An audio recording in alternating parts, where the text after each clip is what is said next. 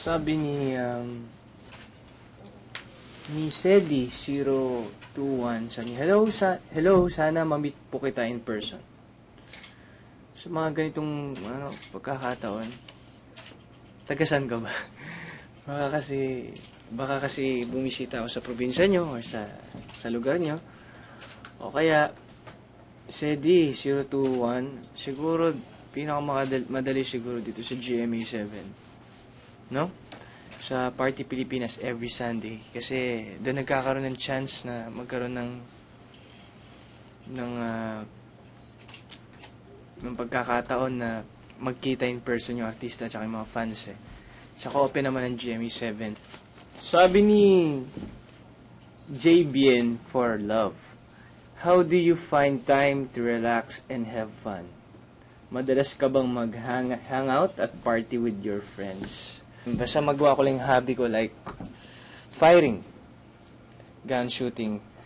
Tapos, yun yung relax ko kasi road trip eh. Tapos, pagdating sa Batangas yun, makapag-relax ako.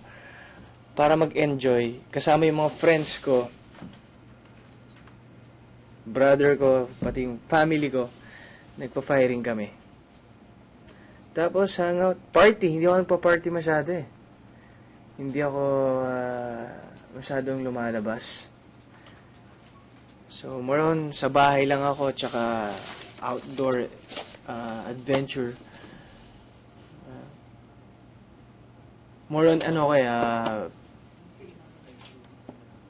adventure talaga. Sabi ni Super Chin. Madaming nakapansin sa big improvement sa acting mo sa MKG. Anong ginawa mo para ma-achieve ito? So, ang sekreto lang dyan, sekreto lang talaga dyan is mag-aral. Pag-aralan mo yung character mo, tapos mag-workshop ka. Ano bang ginawa ko? Naging open ako. Hindi ako naging self-centered. Kumbaga yung opinions ko, hindi lang sa akin. Nagtanong-tanong ako sa lahat, sa directors, na makakatulong sa pag-build ng character ko. Kasi sila yung mas nakakakita kung tama ba yung ginagawa ko, hindi. Si Nadinef, parang sabi niya, anong masasabi mo sa sampal ni Rian? Damang-dama ko eh. Tsaka dami daming beses niya ako sinampal dito sa movie ito. Kamusta naman? I love Alger. Kamusta naman makatrabaho si Rian sa My Contrabida Girl? Si Rian, syempre hindi yung first time na nagkasama kami. Pero sa movie, first time namin, si Rian sobrang daling pakisamahan. Sobrang kulit, sobrang kalog. Tapos, sa movie na to, talagang makikita mo sa kanya, pag nakasama mo siya, na sobrang dedikado siya, tsaka sobrang, kumbaga, sobrang mahal niya yung trabaho. Yung movie na yun, sobrang minahal niya. Purple Amihan, target shooting daw ang new hobby mo. Bakit mo ito pinili? Well, Purple Amihan, hindi ko siya pinili. Hindi lang siya ngayon. Actually, matagal na siya. Matagal ko na siyang gustong gawing hobby. Pero ngayon lang ako, nagkaroon ng chance kasi ngayon lang ako pinayagan ni Daddy na humawak ng totoong baril. Bakit ko to?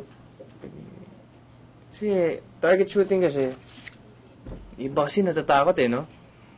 Iba takot humawak ng baril Pero, ewan ko, Ako kasi, more on action Parang, yung na-enjoy ko yung adventure, yung action, trying new things.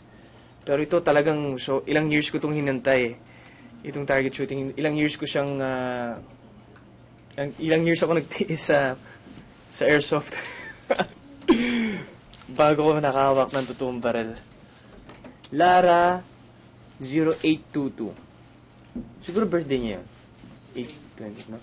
Ngayong hobby mo na ang target shooting, does this mean you'll be doing action movies or projects? Hindi ko pa alam. Hindi ko pa alam, Lara. Siguro, yung target shooting kasi hobby ko lang talaga. Pero one way na rin yan para na preparation na rin sa ganung bagay, di ba? Sana, no? Sana mapansin nila yon. At kung magkakaroon ng pagkakataon na gawin ko itong movie, hindi na ako masyadong mahirapan kasi marunong na ako humawak.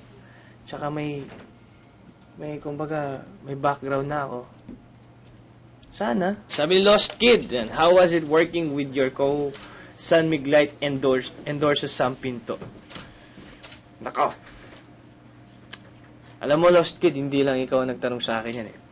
Halos lahat ng friends ko, halos lahat ng tropa ko, talagang tinatanong kamusta si Sam, ganito, ganyan. Ang dami nilang tinatanong.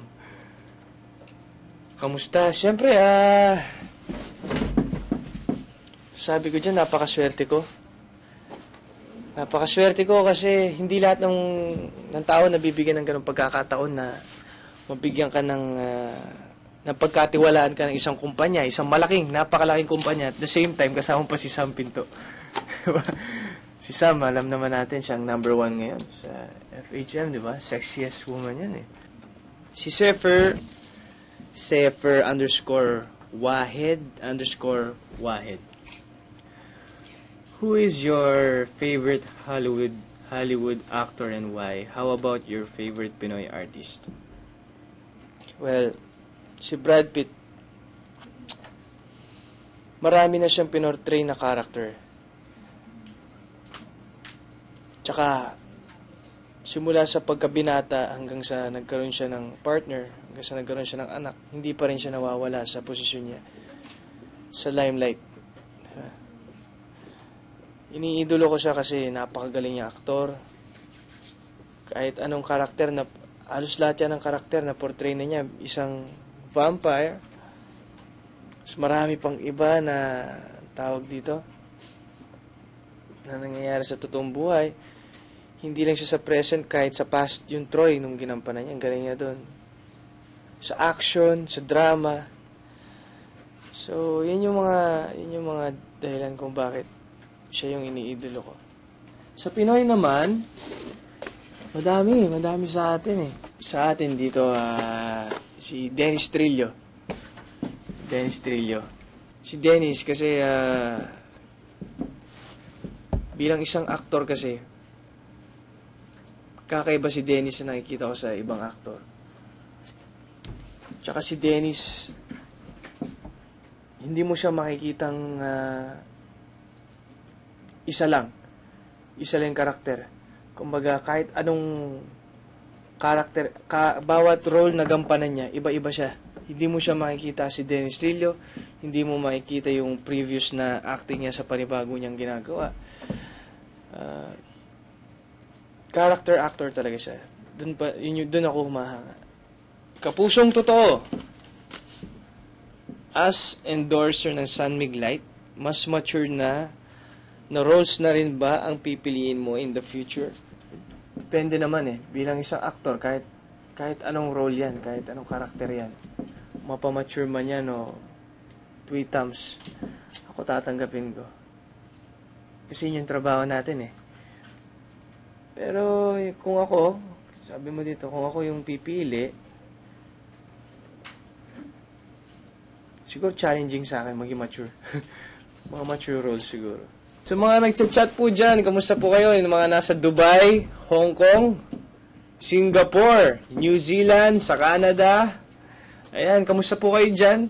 Sa Dubai, nakarating na po ako dyan sa Dubai mismo.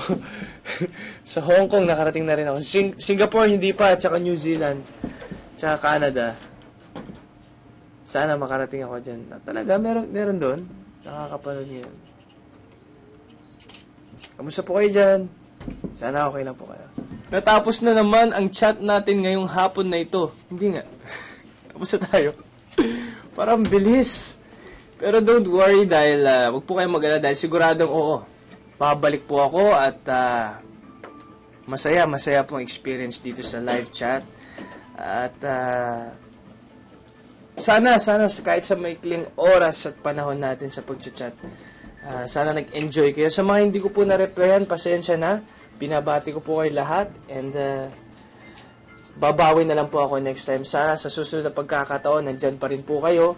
At sa totoo po, masaya po ako dahil sa nakita ko po, marami po at yung mga iba nandyan pa rin na sumusuporta sa akin. Nakita ko mga familiar names na nandito. Sa Twitter po, you can follow me at I am AJ Abrenica. Yung AJ is capital. So, para ma-update ko kayo sa mga ginagawa ko. And huwag niyong kakalimutan. Pero salamat po sa mga bumati na sa aking kaarawan, saka dito sa NMI. Thank you.